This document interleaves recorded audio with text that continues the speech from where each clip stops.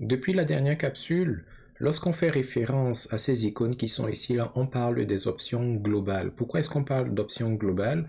Tout simplement parce que les options de filtre, de regroupement ou de tri que nous avons examinées ici, on peut les appliquer de manière individuelle ou locale à chacune des colonnes.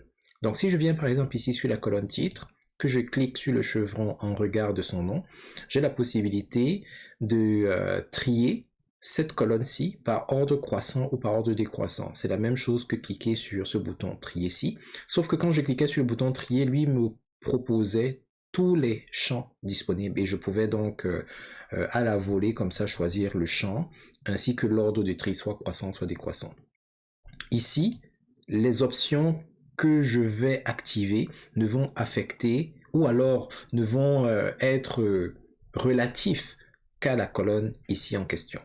Idem pour le filtre, lorsque je prends filtrer par titre, les options qui me proposent ici sont uniquement les options qui sont associées aux valeurs qui sont dans cette colonne, la colonne titre. Alors que quand je cliquais ici, il analysait tous les champs qui sont disponibles dans cette vue et me proposait donc une interface unie pour interagir et activer ou désactiver les filtres sur toutes les colonnes compatibles. Et vous l'avez compris, le regroupement qui est ici, c'est la même chose. On a une option de regroupement ici. Alors, c'est pas pertinent pour les titres, ce serait plus pertinent par exemple pour les priorités. Donc, regrouper par priorité. En cliquant ici, c'est la même chose que là. Sauf que ici, je pouvais choisir les champs par lesquels le regroupement allait intervenir de manière globale.